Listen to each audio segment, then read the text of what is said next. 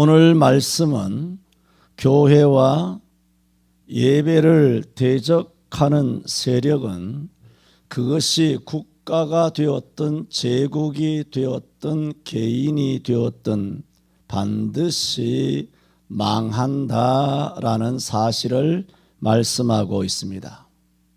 이것은 지난 2000년 세계에 사든 교회에 사든 간에 교회를 박해하는 세력은 지구상에서 그 나라 이름 자체가 다 사라져 버리는 것으로 이미 증명이 되었으며 성경도 이를 선언하고 있는데, 오늘 열왕기하 13장에서 우상 숭배하는 여로보암의 이 패역한 범죄를 저지르는 그 왕이 어떻게 저주를 받아서 망하게 되느냐 하는 이 말씀도 똑같이 하나님을 대적하고 교회와 예배를 방해하는 세력들은 아버지께서 어떻게 그냥 정리를 해버리시는가 하는 말씀입니다.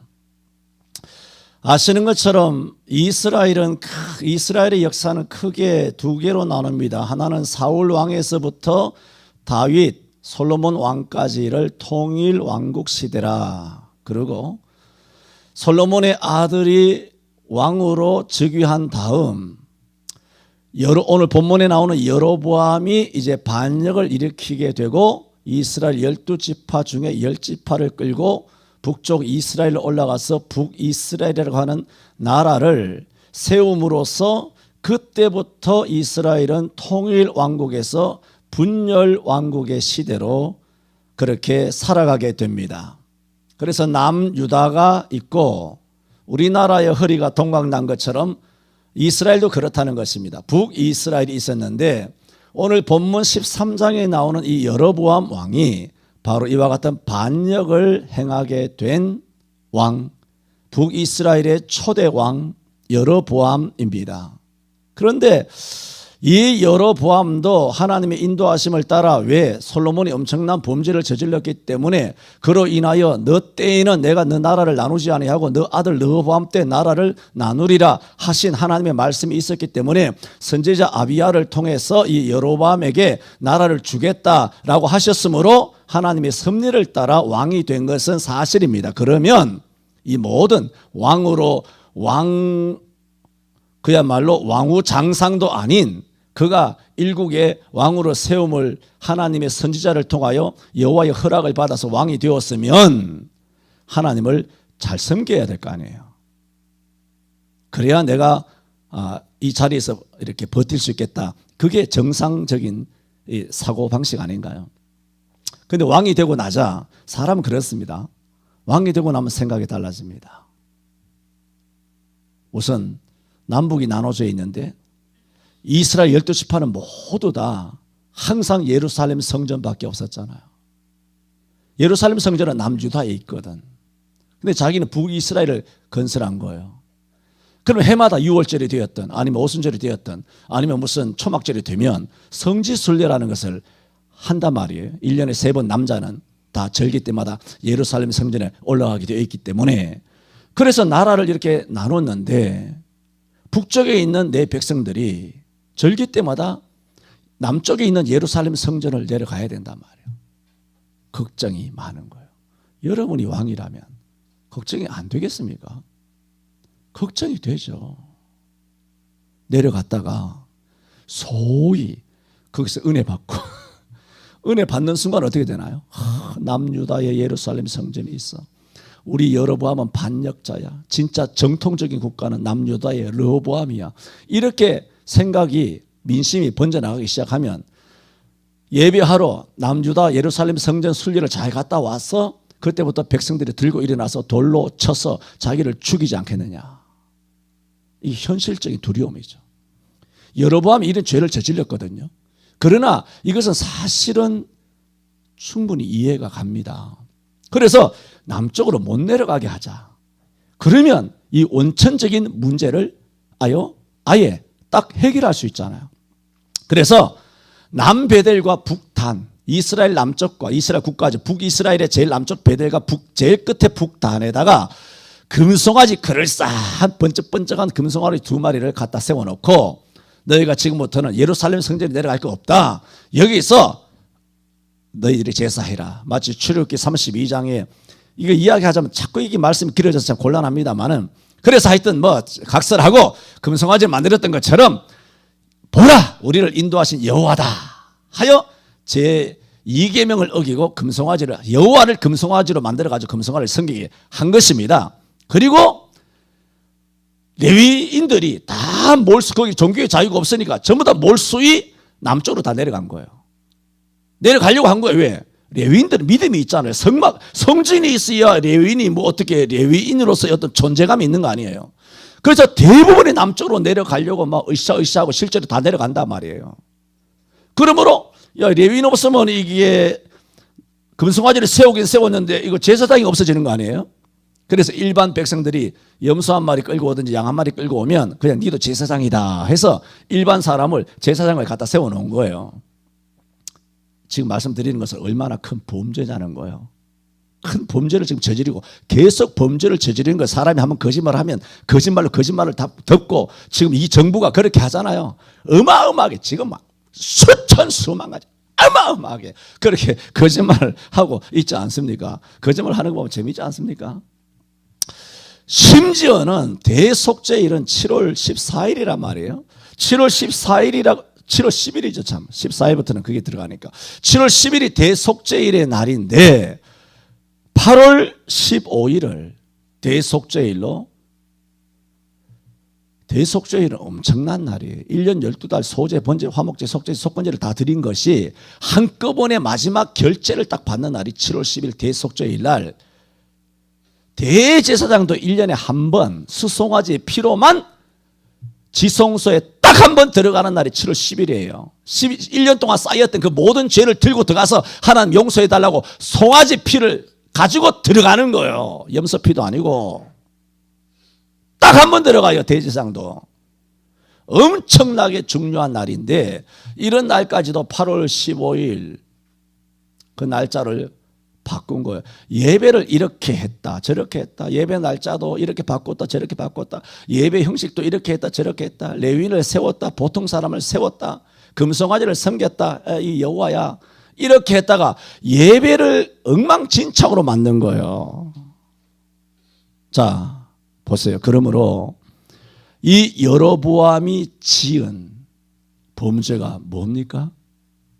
예배에 관한 범죄입니다. 여러분 열왕기 상하 역대기 상하를 읽어보셔서 알지만 이 여로보암이 지은 죄는 어마어마한 죄입니다. 그 후대의 북이스라엘의 왕들이 18 자기까지 19인데 이 왕들이 하나님으로부터 심판받을 때마다 하나님께서 뭘 기준으로 삼은지 아세요? 너 느바스의 아들 여로보암의 죄에 거하여 그렇게 말해요. 너 느바스의 아들 여로보암의 죄, 너 그 죄를 그대로 행하였다. 여로보암의 이 지은 이 죄 가지고 박살을 내버립니다. 하나님께서 이 죄의 시초가 된 거예요. 마치 아담이 에덴 동산에서 우리 죄의 시초가 된 것처럼 북이스라엘의 원죄가 여로보암이에요. 그러니까 이 죄가 얼마나 어마어마한 죄냐. 그 죄가 뭐라고요? 예배를 범한 거예요. 그래서 하나님께서는 북이스라엘은 아무것도 없잖아요. 그래서 남유다에서 하나님의 사람을 파견합니다. 여로보암에게 파견해서 하나님의 여호와의 말씀을 외쳐라 하면서 익명이에요. 이름이 드러나지 않는 익명의 하나님의 사람을 여호와께서 보냅니다. 거기서 오늘 말씀은 시작되고 있습니다. 그래서 저는 오늘 아주 단순한 순종 이란 제목으로 말씀을 드리려고 합니다. 그래서 하나님께서는 이 선지자를 파견을 해서 그를 책망하라는 것입니다. 마침 올라가니까 여로보암이 남베델 송아지 금송아지 있는 그 단에 올라가 가지고 마침 분향을 하고 있는 거예요. 우상을 숭배하고 있다 그 얘기죠. 분향하고 있을 때 마침 이 하나님의 사람이 당도해서 그대로 외칩니다. 다나 다나 여호와의 말씀이다.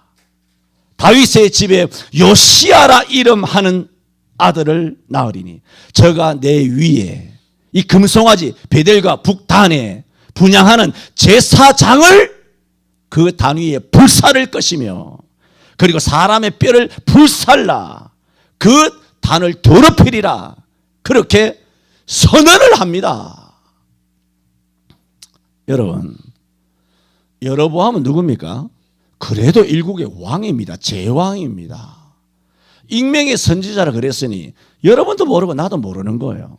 그럼 여로보암은 알았을까요? 몰라요. 유명한 사람 아니에요. 엘리야도 엘리사도 아니에요. 나단도 아니고 갓도 아니에요. 이름도 모르는 아니 무슨 그런 뼈대도 없는 그런 남모르는 사람이 그냥 단지 하나님의 보냄을 받아서 시골 촌딱 같은 목사가 하나 올라와서 만났어. 그 여로보암도 몰라. 생면부지야. 초면이야. 이 사람도 여로보암을 몰라 알았는지는 모르겠어요. 하지만 서로 아무것도 모르는 사이에 나라에 제사를 드리기 위해서 왕이 올라갔잖아요. 그 얼마나 소위 말해서 성스럽고 얼마나 대단한 의식이고 제식인가요? 제의식인가? 제의인가요? 제의. 왕이 혼자 올라가고 시립하는 군중도 없었고 병사도 없고 아니면 모든 관료도 없고 아무도 없을까요?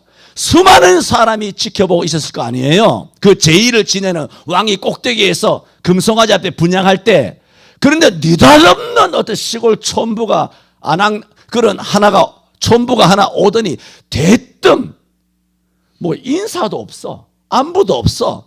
아니면 무슨 관등 성명도 없어. 출신 성명도 없어. 아무것도 없이 아무 과정 없이 딱 그대로 여호와 이름으로 외쳐버리는 거예요. 다나다나 여호와께서 말씀하시기를 후대에 다윗의 혈통 가운데 요시아라고 하는 왕이 탄생할 텐데 그 요시아의 왕이 이 단에서 제사 드리는 제사장들을 전부 다 불태워 너 단에 다 불태워버릴 것이고 사람의 뼈를 다 살라가지고 네 단 위에 다 살라버리고 네 단을 더럽히리라. 여러분 이게 교양이 아니잖아요. 어디 가서 이렇게 설교하지 마세요 여러분. 에? 청와대 가서 이렇게 설교하지 마세요.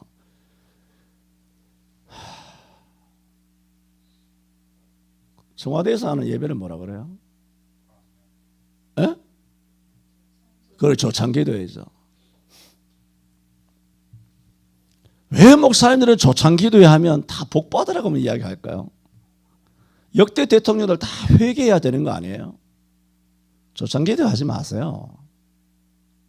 가서 뒤지든 간에 회개하라고 했어야 되는 거 아니에요?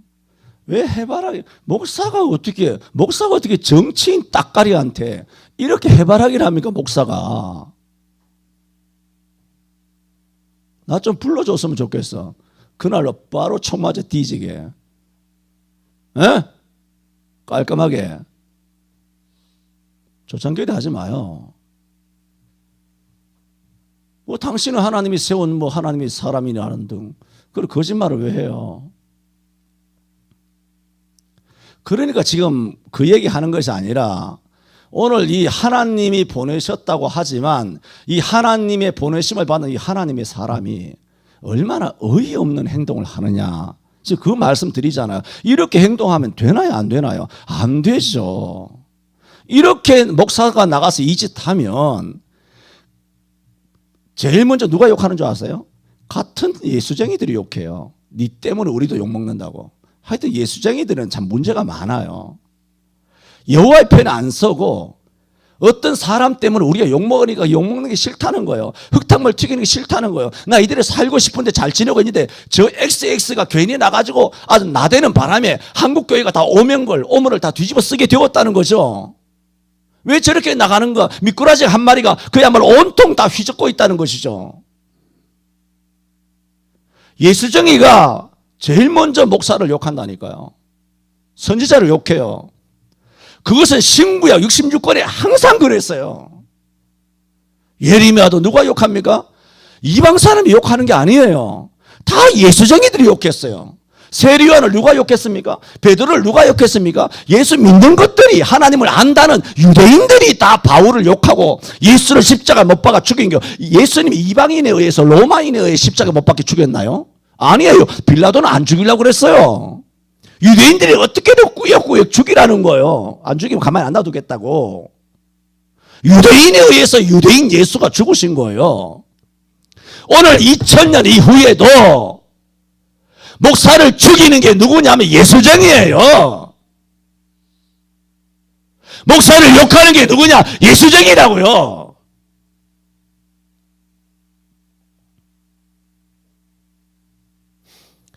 말씀드린 것처럼 선지자는 외쳐야 돼요. 여러분과 나는 다르지?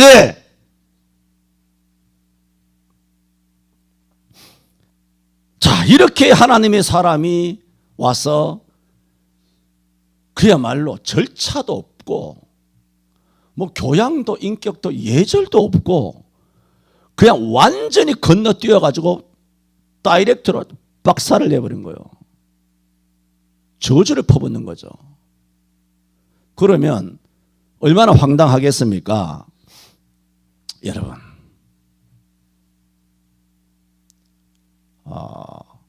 이렇게 한 경우는 성경상에 없진 않지만 이런 경우 없는 것은 여기가 거의 유일합니다.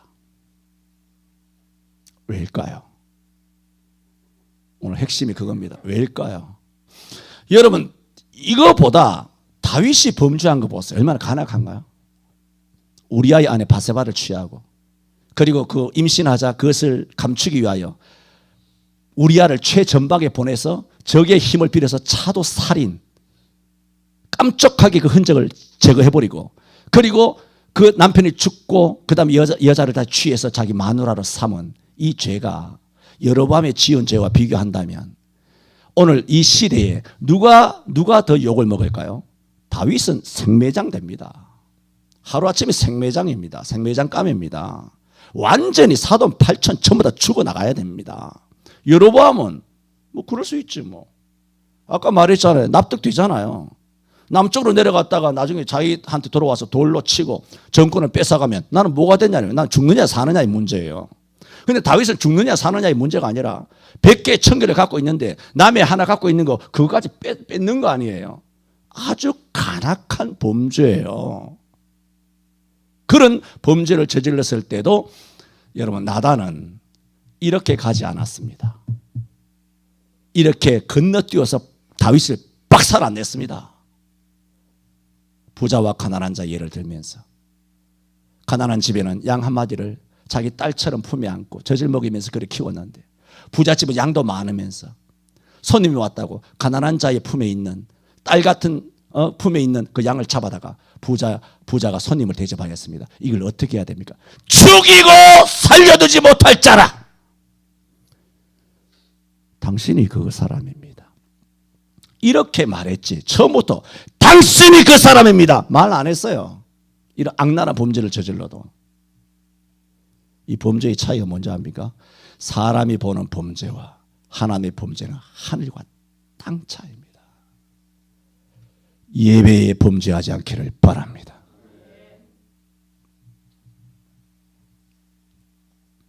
여러분, 인류의 범죄도 아담 하와의 범죄도 예배를 범하는 데서부터 원죄가 시작됩니다. 하나님 말씀 안 듣고 마귀 말 듣고 선악과를 따먹은 것은 하나님 앞에 예배 안 하고 마귀에게 예배를 한 것입니다. 가인도 하나님 앞에 피 있는 제물을 드리지 아니하고 피 없는 곡식이란 예배를 어겼기 때문에 가인도 예배의 범죄에서부터 죄가 시작되어 하나님으로부터 버림을 받게 된 것입니다. 이걸 히브리 11장 4절에는 아벨은 가인보다 더 나은 제사를 드림으로, 이게 더 낫다라는 것은 비교급이 아닙니다. 최상급 정도가 아닙니다. 이게 절대를 이야기해요. 아벨이 드린 제사는 의롭고 그런 얘기예요. 절대 의고, 가인이 드린 제사는 불이라는 거예요. 불이, 범죄라는 거예요. 아벨이 가인보다 더 나은 제사를 드림으로 하나님으로부터 의롭다 하는 증거를 얻었으니 그 뒤에 증거를 얻은 이유를 말합니다. 이는 하나님이 그 예물에 대하여, 제물에 대하여 증거하심이라 그랬어요. 이런 얘기 전에도 말했습니다. 이런 얘기 하자면 끝이 없어요. 사람들이 참 하나님의 말씀을 혼잡해요. 혼잡히게 하고 하나님의 말씀을 막 해석할 때가 있어요. 히브리 11장은 믿음장이고 지금 4절을 이야기했잖아요. 그래서 아벨과 가인은 재물 때문이 아니다. 재물 때문에 하나님이 받고 안 받은 것이 아니라 아벨은 믿음으로 드렸기 때문이고 가인은 믿음으로 드리지 않았기 때문이라고 내가 이걸 언제 들은 줄 아십니까? 내가 86년도 신대원 가서 한 교수가 이렇게 가르치더라고요. 그때 내 나이가 86년이면 내 나이가 몇 살이에요? 한 30살, 31살이 되나? 어떻게 됐나? 맞나? 계산이 복잡하구나. 28, 9 되나? 교수가, 여러분, 그분은, 신학 박사는 아니고 철학 박사인가 그래요. 그분, 교수님 이름도 아는데. 그렇게 가르치다가, 그렇게 강단에서 가르쳐도 저는 아닌 것은 아니었어요. 그때도. 나이 28, 29 때도, 신대원 1학년 때도 아닌 건 아니었어요. 딱 듣는 순간 이건 아니라 그랬어요. 나는.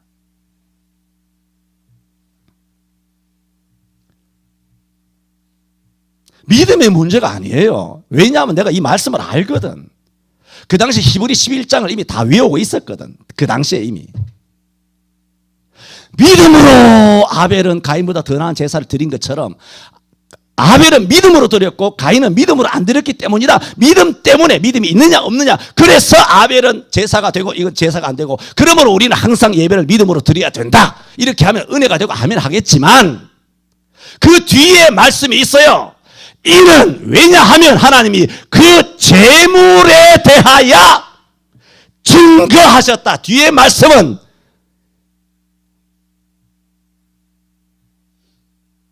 팔아먹었습니까? 뒷말씀은 팔아먹었습니까? 왜 아벨이 믿음으로 드린 그 믿음의 제물로, 제사로 하나님 앞에 받아들여졌느냐? 제물 때문이에요. 하나님이 그 제물에 하나님이 증거하셨다는 거예요. 그 제물이 증거된 거예요. 안 보이는 믿음이 증거가 아니라, 그러므로 믿음이라는 것이 뭐냐? 보이는 제물로 증명되어야 한다는 거예요. 그러니까 이 말씀을 곡해하는 그리스도인들이 믿음이 안 보이니까 행동은 아무것도 안 하고 충성도, 순종도, 헌신도, 하나님 헌금도 안 하면서 나 믿음 있습니다. 쉽게 말할 수 있는 거예요. 그렇게 교회마다 가르치니까. 그러나 성경은 그게 아니에요. 믿음은 입으로 나 믿음 있습니다 하면 그 믿음이 아니에요. 반드시 제물로 나타나야 돼요. 제물로 증거, 삶으로 증거, 열매로 증거. 마태복음 7장에 자주 말씀드렸잖아요. 아름다운 나무가 못된 열매를 맺을 수 없고 못된 나무가 아름다운 열매를 맺을 수 없나니, 아름다운 나무가 아름다운 열매를 맺고 못된 나무가 못된 열매를 맺나니 그 열매를 보면 나무를 아느니라 그랬어요. 정말 믿음이 있느냐? 피 있는, 예수 그리스도의 피가 있는 양을 하나님 앞에 드려야 돼요. 아벨처럼. 그러므로 가인이 범죄한 그 범죄가 어디서 출발한 것입니까? 예배를 범하는 데서 가인이 타락한 거예요. 이처럼 하나님을 떠나는 전조가 무슨 말씀인지 아시죠? 무슨 일이 일어나기 전에 나타나는 증상, 기미. 여호와를 떠나는 전조는 예배를 범하는 데서 시작됩니다. 사람의 망조는 예배의 나태에서 시작됩니다. 예배의 참여를 보면 그 사람의 영적 상태를 100% 파악하게 됩니다. 사람의 영은 마치 건전지와 같아서 충전기를 통해서 항상 충전하지 않으면 방전되는 것과 같습니다. 여러분, 교회가 먼저 하십니까? 충전기입니다. 예배가 먼저 하십니까? 충전입니다. 여러분, 교회 충전기에 와서 이 교회에서 예배할 때 우리가 영적으로 충전될 줄로 믿습니다. 교회를 떠나가고 예배를 하지 않으면 방전됩니다. 지금 그렇게 되어버렸잖아요. 한국교회가 완전히 방전되어 버렸잖아요.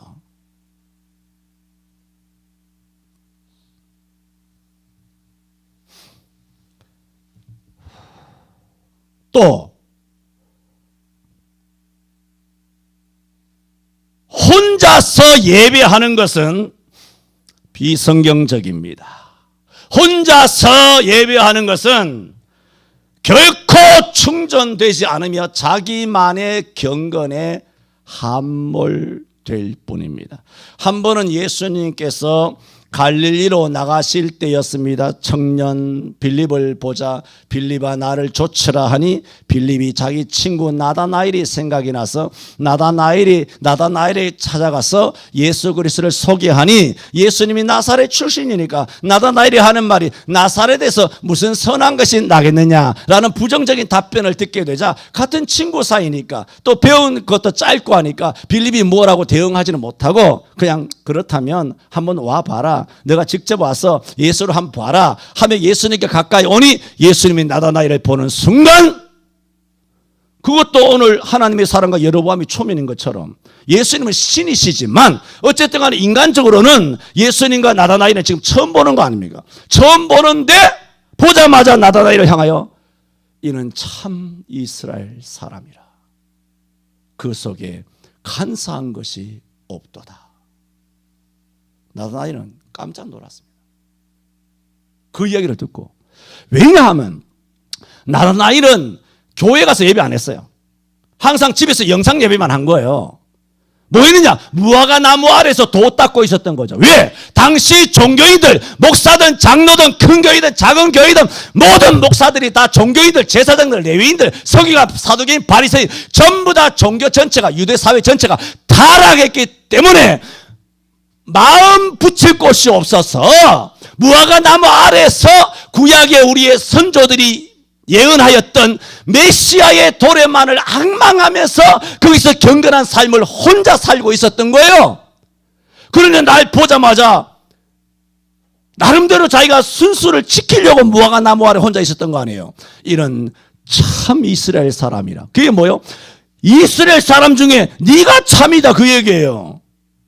이스라엘 사람이 한두 사람입니까? 너는 진짜 이스라엘 사람이다는 게 뭐요? 구약에 있는 아브라함, 이삭, 야곱 참 언약의 조상의 아들이라는 거예요. 이것은 칭찬이 좋아서가 아니라 자기를 꿰뚫어 보는 순간 자기도 모르게 주여 어찌하여 나를 아시나이까? 어찌하여 나를 아시나이까? 이거는 마치 뭐와 같으냐? 베드로가 누가복음 5장에서 그물이 찢어질 정도로 고기를 잡은 다음 신적 권위를 발견하고 거기에 권위에 눌린 다음 예수님 앞에 무릎을 꿇고 주여 나를 떠나소서 나는 죄인이로소이다라고 하는 이 베드로의 고백과 똑같은 그 음성의 신적 권위를 느끼고 나다나엘이 주님 앞에 고백한 것입니다. 주여 어찌하여 나를 아시나이까? 너가 무화과 나무 아래에 있을 때 보았도다. 자기 지금 친구 빌립도 몰라요. 그거를 빌립도 몰라요. 나만이 가지고 있는 신앙의 비밀, 메시아만을 도래하는 이 중심, 하나님 아시지요. 하나님 보시지요. 하나님이 살아계시지요. 이런 신앙으로 누구도 모르는 그 사실을 주님은 꿰뚫어 보시는 거예요. 거기에서 나다나엘이 굴복을 한 것입니다. 주는 참 하나님의 아들이시오. 당신은 하나님의 아들이시오. 이스라엘의 임금이로소이다. 예수님은 너는 참 이스라엘 사람이라 그러고 나다나엘은 예수님 앞에 당신은 이스라엘의 임금이로소이다 라는 고백을 통하여 당신은 나의 왕입니다. 나의 임금입니다 라는 고백을 이루게 됩니다. 마침내 이 나다나엘이 12제자 가운데 하나인 바돌로메라고 하는 사도가 됩니다. 이 말씀을 왜 드리느냐 하면 나다나엘이 얼마나 참 이스라엘 사람이고 그 속에 간사한 것이 없이 주님 앞에 인정받고 칭찬받는 그런 순수성을, 신앙의 순결을 지키려고 노력하는 사람이냐 말이에요. 하지만 예수님은 무화과 나무 아래에서 혼자 경건에 몰두하는 것 기뻐하지 아니하신다는 거예요. 옳지 않다는 거예요. 나오라는 거예요. 나와서 제자가 되고 하나님의 교회에서 일하라는 거예요. 날 따르면서 일하라는 거예요. 그래서 사도가 된 거예요. 즉 혼자서 무화과 나무에서 신앙생활을 잘하고 있는데 정말 그것이 정말 칭찬받을 일이었다면 주님께서 제자로 삼을 이유가 뭐가 있어요? 잘하고 있는데. 혼자서 예수 믿는 거 안 된다. 우리는 예배는 교도소에 갇히거나 아니면 중환자실에 아니면 입원실에 있는 것이 아니라면 예배의 A는 함께 예배하는 것입니다. 그것도 주일날 교회 예배해야 합니다. 이 예배를 소홀히 하면 예배에 범죄하는 것이 되는데 이 예배의 범죄는 하나님께서 특별히 다루십니다. 성도의 신앙은 예배를 통해서 자랍니다. 자라기를 바랍니다. 예배를 통하여 강해집니다. 강해지시기를 축원합니다.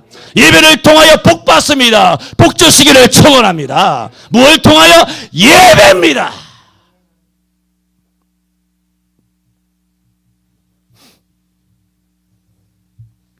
그래서 오늘 유다에서 온 하나님의 사람이 단을 향하여 책망을 했죠. 요시야라고 하는 다윗의 후손 중에 요시야라고 이름하는 사람이 나타나리니 그가 당신의 산당 위에서 분향하는 모든 거짓 선지자를 다 그 다리에 불살라 버릴 것이고 그 위에 사람의 뼈를 살라서 그 제단을 박살을 낼 것이다. 이 무명의 하나님의 사람이 하나님의 말씀을 그대로 외쳤죠. 그로부터 딱 300년 뒤에 요시야 왕이 탄생되게 되고 열왕기하 23장 15절 20절에 그대로 합니다. 요시야 왕이 이스라엘로 범죄케 한 뭐라고? 느바스의 아들 여로보암이 베델에 세운 단과 산당을 헐고 또 그 산당을 불사르고 빻아서 가루를 만들고 아세라 목상을 불살랐으며 또 산당의 제사장들을 다 죽이고 사람의 해골을 단 위에 불사르고 예루살렘으로 돌아오더라. 300년 뒤에도 그대로 이렇습니다. 하나님의 교회와 하나님의 예배에 대하여 입을 대고 손을 대는 개인이나 나라나 혹은 정권이나 제국이나 그것도 하나님께서 반드시 특별하게 마사지해 주실 줄로 믿습니다. 첫 번째 뭐 말씀드렸습니까? 여로보암이 엄청난 범죄를 저지름으로써 하나님께서 익명의 선지자를 유다에서부터 보내서 그를 책망하였다. 그 범죄의 출발이 뭐냐? 예배에 관한 범죄였다. 두 번째로 이런 책망을 받았잖아요. 다윗을 회개했죠. 그런데 뭐 상황은 아까 좀 다르다 그랬습니다만은 여로보암은 어떻게 하라는 거예요? 회개해야 될 거 아니에요. 여로보암도 하나님을 아는 사람이잖아요. 어쩔 수 없이 금송아지를 만든 것이지만 여호와를 모르면 금송아지 만들어 놓고 이가 여호와라 말했겠습니까? 여호와를 믿는 신앙이 있죠. 당연하죠. 유대인이고 이스라엘 사람인데. 그런데 여로보암은 책망을 듣고도 회개는커녕 이 선지자를 대적합니다. 그래서 단위에서 분향하다가 그 악담과 저주를 듣자마자 손을 펴면서 저놈을 잡으라 하는데 그 순간 손이 딱 콘크리트처럼 말라버린 거. 사람 섬찟하죠.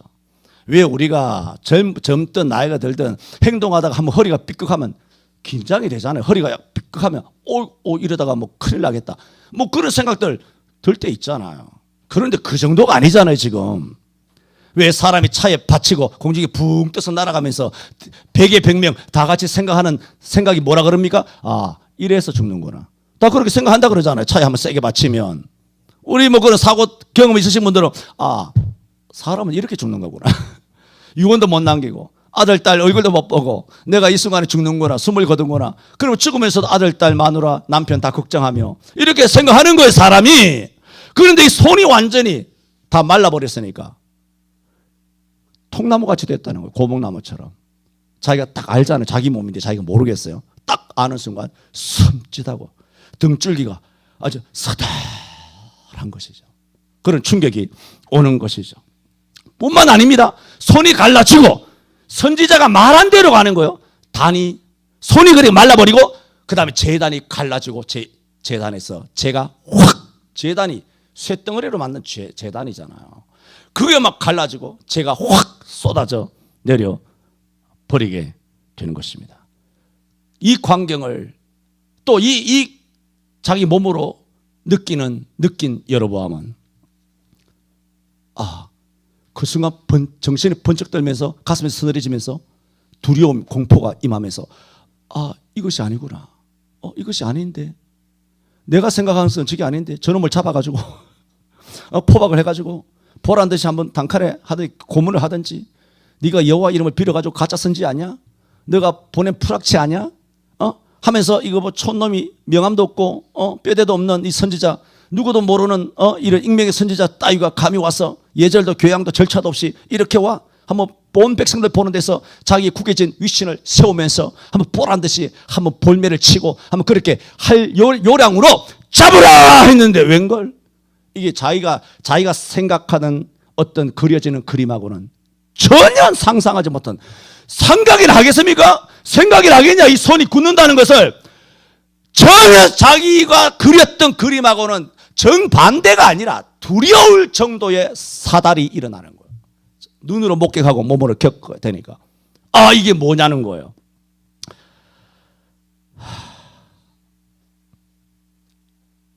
그러므로 그 순간 사람이라면 어떤 느낌이 들까요? 이거 진짜 선지자네? 들 거 아니에요. 이거 가짜 아니네. 이거 진짜 선지자네. 여로보암이 어떤 짓을 했습니까? 보통 사람을 산당에 제사장으로 세운 사람이에요. 그러므로 제사장을 발에 떼같이 생각했겠습니까? 목사를 우습게 생각한 거예요. 전국의 목사 나부랭이들 다 우습게 생각한 거예요. 누가? 이 정부가, 여로보암이 다 우습게 생각한 거예요.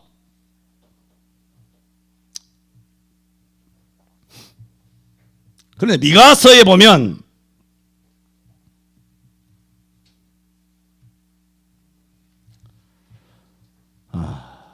어떤 말씀이 있냐면은, 거짓 선지자는 이에 물리면 뭔가 주면 평화를 외치고 이에 물리지 않으면 전쟁을 선포하는도다.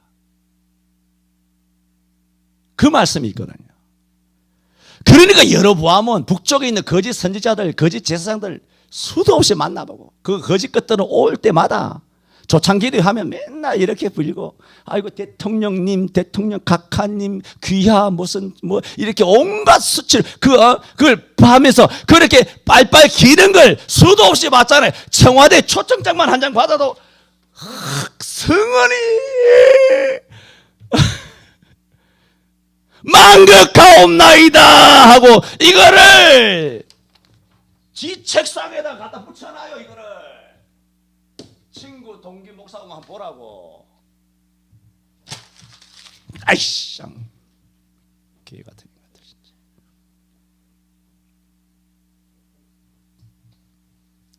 목사를 하지 마라. 제발 어디 가서 목사라고 하지 마라.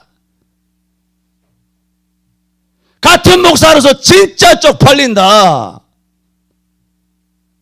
목사님 초청 못 받아서 그런 거 아니에요? 맞췄네. 어떻게 알았어?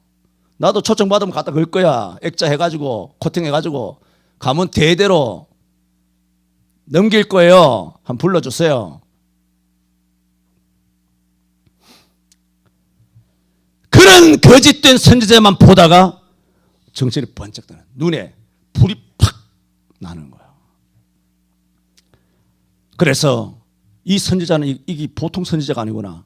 내가 경험했던 선지자와 완전히 다른 선지자구나. 그러므로 선지자가 외친 그 메시지도 진실이구나. 증명이 되는 순간이에요. 이것이 증명이 되는 순간은 뭡니까? 자기가 지금까지 해왔던 베델의 금송아지와 거기에 분향하는 예배를 파괴한 이것이 얼마나 거짓된 것인가도 동시에 드러나는 순간 아닙니까? 그러면 참이란 것이 드러났죠? 그럼 여러분 어떻게 해야 돼요? 회개해야죠. 근데 회개를 안 합니다. 왜? 보세요. 여로보암이 정말 급선무는 회개해야 돼요. 이런 상황에 회개가 안 되겠습니까? 회개를 하는 것이 아니라 당장 내 이 마른 손, 이게 걱정이 되는 거야. 이게 급선무야. 회개가 아니야. 회개는 뒷전이에요. 죄 따위는 아무 관계 없어. 일단 내 손이 나아야 돼. 이 손 어떡해? 하면서 그 하나님의 사람에게 말합니다. 자기도 하나님 알잖아요. 이렇게 말합니다. 당신의 하나님께 라고 말해요. 자기가 지은 죄가 있으니까. 자기가 먼저 나의 하나님이라고 말 못하고. 그리고 성경에 이렇게 말씀하고 있죠. 6절에 읽어봅니다. 시작.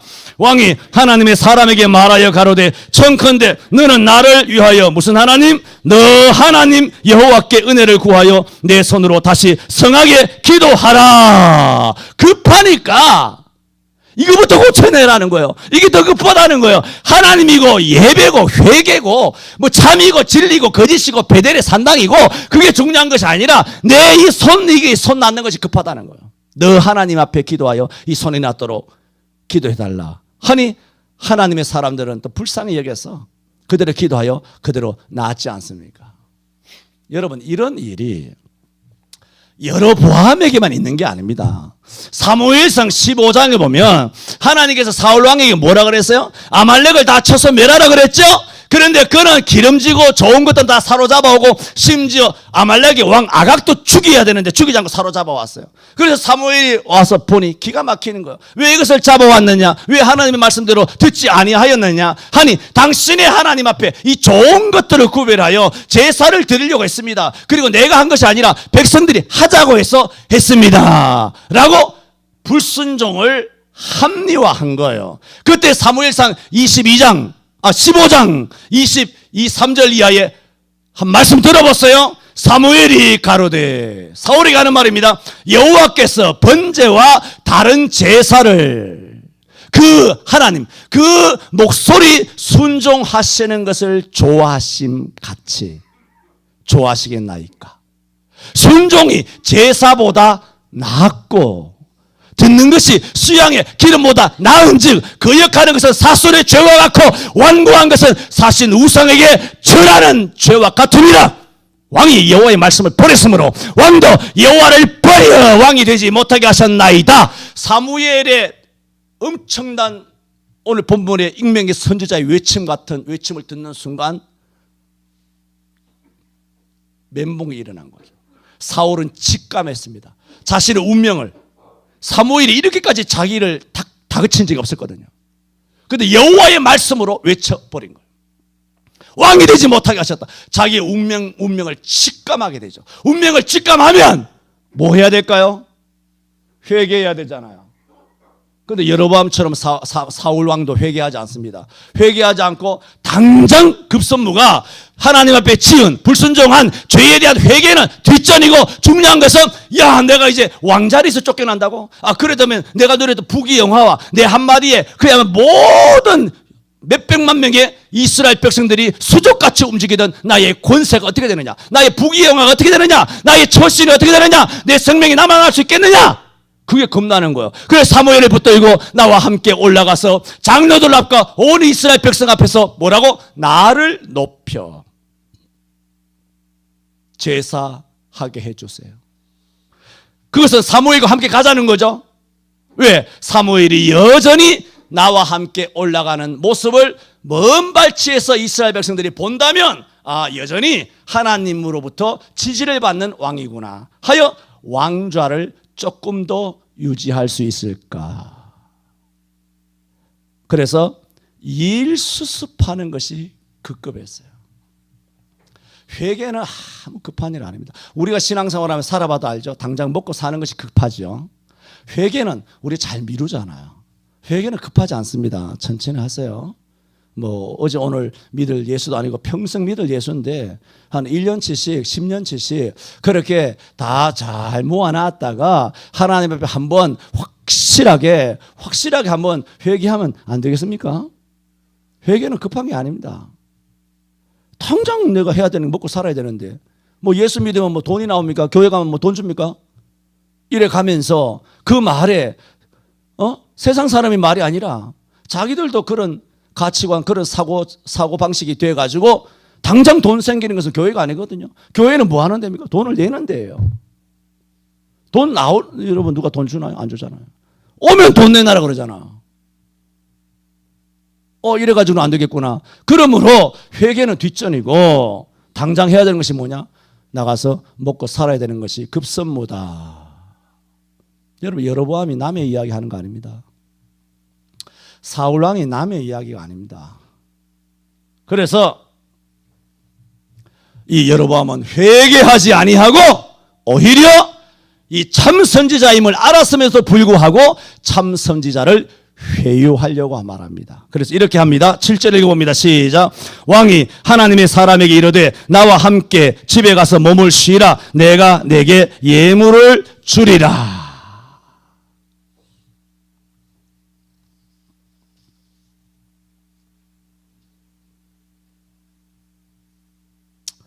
여로보암이나 사울 왕에게 있어서 급선무는 회개였지만 저들은 회개보다 일을 수습하는 것이 더 급했고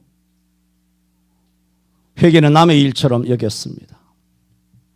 지금 교회마다 우한 역병으로 인하여 영상 예배 추천할 때는 언제고 이제 와서 교인들이 안 나오자 회개는 뒷전이고 교인들 나오게 하는 일 수습하는 것이 급급해서 회복이란 주제를 전국 교회가 띄우고 있습니다. 이것은 여로보암과 사울 왕이 그 순간만 모면하고자 면피용 은혜를 구한 것과 다르지 않습니다. 우리 모두는 하나님이 회개의 사인을 줄 때, 회개의 기회를 줄 때 그 자리에서 바로 즉각 회개하여 용서받아야 될 줄 믿습니다. 세 번째로 하나님께서는 이 사실이 다 됐죠? 된 다음에 유다 선지자에게 여로보암에게 보내면서 말씀하신 것이 있어요. 베델에서는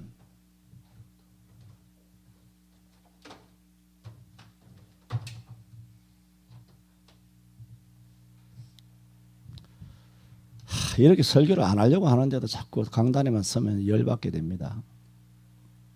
하나님께서는 이 유다 선지자를 베델에 보내기 전부터 하신 특별한 말씀이 있어요. 너가 베델에 이르거든 내가 너 입에 넣어준 이 말씀을 다 외친 다음 바로 돌아서서 나와라.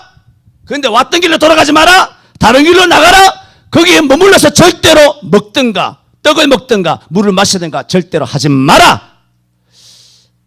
이건 좀 의외예요. 이 성경이 여기밖에 없잖아요. 오늘 이 본문은 매우 특별한 경우예요. 그런데 그래서 여로보암이 환심을 사기 위하여 우리 집에 가서 좀 몸을 좀 쉬자. 당신에게 예물을 드리겠다. 그렇게 말했음에도 불구하고 하나님의 사람은 왕의 제안을 거절하고 하나님의 명하신 대로 먹지도 마시지 안 하고 왔던 길이 아니라 다른 길로 가고 뭐요? 순종했어요. 순종. 자, 오늘 제목이 뭐예요? 아주 단순한 순종. 이 말씀을 드리려고 하는 거예요. 이 익명의 선지자가 어떤 행동을 했느냐를 말씀드리는 거예요. 그래서 다른 길로 갔습니다. 지금 말씀드리는 겁니다. 자, 보세요. 하나님의 이 사람이 왕의 그와 같은 제안을 거절하고 하나님이 명하신 대로 다른 길로 가라고 했을 때 가고 먹지 말라 할 때 먹지 말고 마시지 말라 했을 때 마시지 않는 것. 자, 이 하나님의 명령이 어려운 말이에요? 쉬운 말이에요? 못 알아듣습니까? 야, 못 알아들어 그거. 야, 먹지 말라고. 야, 이놈아 먹지 말라고. 물 마시지 말라고. 왔던 길 말고 딴 길 가라고. 그게 어렵습니까? 그게 어려운 질문인가요? 행하는 것도 어려운 말씀인가요? 행하는 것도 어려운 건가요? 매우 쉬운 거예요. 안 하면 돼요. 안 하면. 그러므로 이 선지자는 뭘 한 것입니까? 아주 단순한 하나님의 요구에 아주 단순하게 순종한 것입니다. 이게 순종입니다. 이렇게 순종하시기를 바랍니다. 자, 그런데 이제 문제가 생깁니다. 그 베델에 오늘 본문 넘어서죠. 그 베델에 한 늙은 선지자가 있었습니다. 이 늙은 선지자는 북쪽에 같이 살면서 여로보암이 어떤 폐악을 저지르며 엄청난 우상과 예배에 대하여 범죄를 저지르는지 두 눈 뜨고 봤을 거 아니에요. 봤지만 아휴 이제 뭐 나이도 들었고 내가 나이 70 넘어서 뭐 은퇴도 했고 뭐 어떻고 저떻고 내가 괜히 나섰다가 우리 사돈 팔촌 다 죽으면 어떡하냐 그런 염려도 되고 해서 그래 나이 늙었으니까 이제 조용히 살다 조용히 죽자 하여 그 우상 숭배하던 그런 여로보암을 잘 알고 있었음에도 불구하고 한 번도 그에 대하여 책망하지 않았습니다. 그것이 못내 가책이 될까요 안 될까요? 가책이 되죠. 그렇게 세워라 내워라로 이렇게 살다 말지 뭐 이제 나이도 들었는데 이렇게 살다 죽으면 되지 뭐 어떻게 하겠느냐 이렇게 살아온 거예요. 그런데 웬걸 어느 날 하루 유다에서 어떤 젊은 선지자가 왔다고 얘기 들었는데 유다 그 젊은 선지자 나도 모르는 선지자인데 들어보니까 하는 행동과 언어와 그 모든 말이 장난이 아닌 거예요. 와 뭐라고 요즘 흔히 말하는 말이 뭐예요? 옛날부터 진짜가 나타났다 뭐 그런 말이 있잖아요. 와 이게 진짜네. 여로보암만 놀란 게 아니에요. 이런 거 들었을 때 북쪽에 있는 선지자들이 어떤 놀라움을 어떤 충격을 받았을까요? 우와 진짜가 나타났다. 이 순간 엄청난 가책감에 시달렸던 이런 선지자가 젊은 선지자의 정말 겁도 없이 여호와의 선지자의 사명을 감당하는 모습을 볼 때 가책도 되고 너무 부럽기도 하고 너무 선망도 되고 너무 훌륭하다고 보고 정말 그 사람 만나서 얼굴이라 한번 보고 밥이라도 함께 했으면 좋겠다 그런 생각이 들까 안 들까요? 그러면 내 양심의 가책이라도 이 선지자를 대접함으로써 뭔가 조금 위로 왜? 마태복음 10장 40절 41절에도 말했잖아요. 선지자 이름으로 선지자를 대접하면 선지자의 상을 받는다며. 그래 가면서 자기를 위로해가면서 물론 그때는 마태복음 10장에 있는 말씀 없었지만 그런 어떤 의미는 있었겠죠. 그래서 선지자를 대접해야 되겠다 선한 의도로 그 선지자를 찾아간 거예요. 그 선지자가 뭐라고 그럽니까? 하나님께서 절대로 그렇게 하지 말라고 그랬다 하니 거짓말을 하는 겁니다. 천사가 하나님의 말씀을 내게 전하는데 다 알고 있다. 나도 하나님이 보낸 사람이야. 우리 집에 와서 떡도 먹고 물도 마시고 해도 괜찮아 하고 자기 양심 걸리는 것 때문에 한번 선의로 대접하겠다고 해서 선지자를 영접하여 집에서 함께 거하면서 먹고 마시고 마침내 이 사람이 짐승을 타고 돌아가게 되었는데 하나님의 말씀을 어김으로 인하여 길 가다가 사자에게 물어뜯겨 그 자리에서 죽어버린 거예요. 해피엔딩이 아니에요. 이런 의미는 있어요. 왜냐하면 뭐 다음 이야기하기로 하고 다 그런 의미가 있습니다. 왜 하나님이 죽였느냐 뭐 그렇게 이야기하지 마세요. 자 여기서 제가 오늘 말씀에 핵심을 말씀드리려고 해요. 앞에도 다 핵심이지만 여기서 중요한 점을 놓치지 말아야 합니다. 오늘날 보세요. 변화무쌍한 삶에서 하나님의 뜻을 정확히 알기 어렵습니다. 그래서 하나님의 뜻을 우리가 어떻게 알아? 해서 하나님의 뜻을 잘 모른다는 빌미로 자기 멋대로 행동한다니까요. 내 눈에는 그게 다 보이는데 당신 눈에 안 보이는 거지 내 눈에 다 보이는데 그게 하나님 뜻을 모른다는 이유로 지가 모르지 내가 모르나? 무슨 이 등신 쪼다 먼 게 말미자 축구 같은 애들이 쌓여서 에? 네가 목사이라 임마.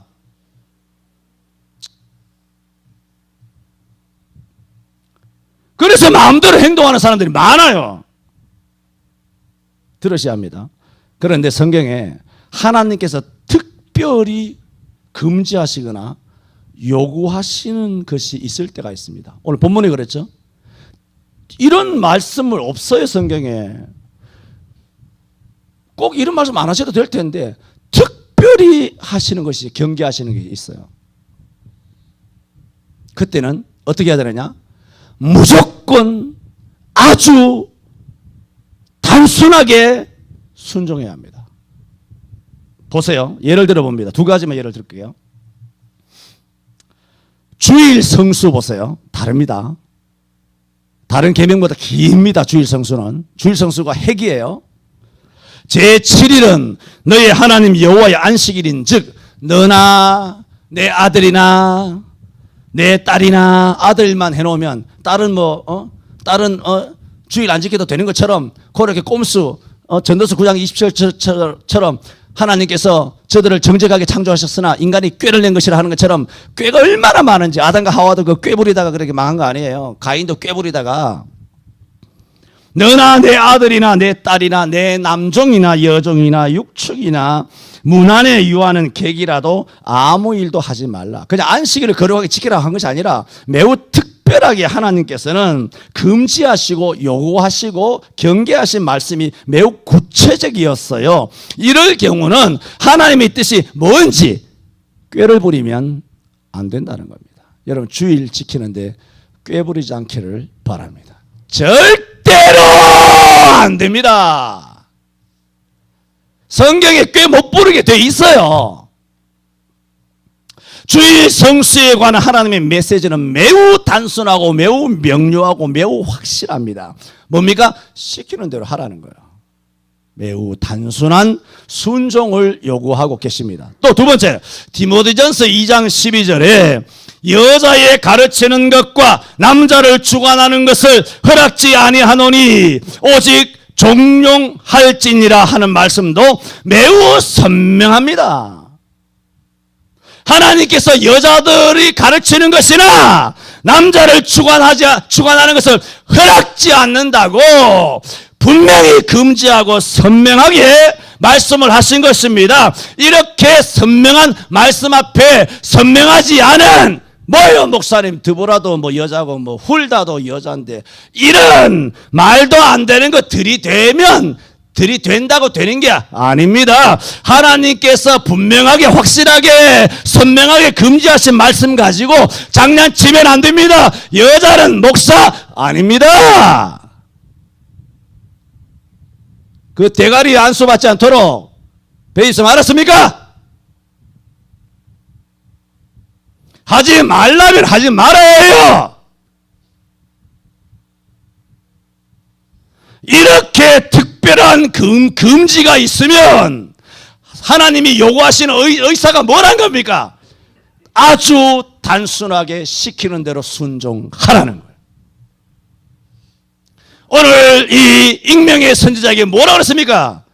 떡도 먹지 말고 물도 마시지 말고 왔던 길로 돌아가지 말고 다른 길로 가라. 매우 단순한 말씀이었어요. 그런데 늙은 선지자에게 넘어간 것입니다. 유다의 선지자는 처음에는 잘했으나 나중에는 불순종하게 됩니다. 여로보암의 왕의 유혹은 피했으나 같은 선지자에게 넘어가고 말았습니다. 여러분 같은 그리스도인들 조심하시기를 바랍니다. 목사들 조심하라고 시키려고 하니 좀 그렇습니다만은 하여튼 조심하세요. 좋은 말로 할 때 조심하세요. 마지막 안 하겠습니다. 마지막은 단순한 순종은 세상 사람들에게 두려움이 되고 표적이 된다. 이건 밴드에 올리도록 하겠습니다. 저는 오늘 세 가지 아주 단순한 순종이란 제목으로 말씀드렸습니다. 여로보암이 범죄한 그 범죄의 시작은 예배에 대한 범죄였습니다. 온 인류가 예배에서 시작됩니다. 오늘 그리스도인도 마찬가지예요. 모든 신앙의 그 전조, 여호와를 떠나는 전조, 신앙이 나태해지는 전조는 어디서부터 나타나느냐? 예배의 나태입니다. 이건 여러분을 뭐라고 하고 꾸짖고 그렇게 생각하지 마세요. 하나님 말씀을 전하는 거예요. 그대로 전하는 거예요. 내가 자주 말씀드렸죠. 말씀이 아니다 싶으면 언제든지 이의를 제기하라 그러잖아요. 여러분 의견 말고 성경적으로 이야기하세요. 여자 목사든 뭐든 간에 제기하려면 제기해요. 목사님 내 생각하고 다르다. 그렇게 상처받지 말고 성경을 보라고! 성경을 가지고 이야기하라고 나한테! 여러분의 의견을 물은 거 아니에요. 여러분 마음 상처받은 그따위 이야기하는 거 아니에요. 나 관심 없어. 성경을 가지고 내가 그러다면 오라고 언제든지 24년 동안 5년 동안 내가 그 이야기 했잖아요. 이렇게 여로보암은 예배를 범죄했어요. 그리고 회개가 급선무인데 회개는 뒷전에 두고 자기 일 수습하는데 먹고 마시는데 그에 급급했다는 것입니다. 그리고 이 선지자가 정말 하나님의 말씀대로 늙은 선지자에게도 넘어가지 아니하고 끝까지 단순한 순종을 이루었다면 아마 이 익명의 선지자는 성경에 그야말로 이름 있는 선지자로 자리매김을 했을 겁니다.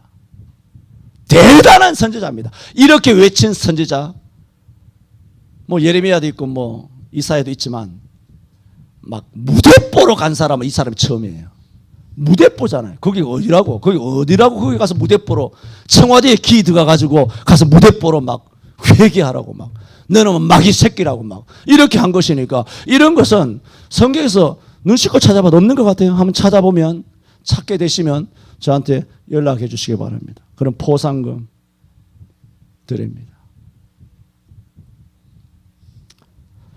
오늘 말씀을 통하여 우리는 예배에 관하여 범죄를 저지르지 말고 함께 주일 교회 예배를 통하여 자라고 강해지고 복받는 성도들이 되어야 함을 말씀드렸습니다. 아주 단순한 순종에 승리하시기를 축원합니다. 기도합니다.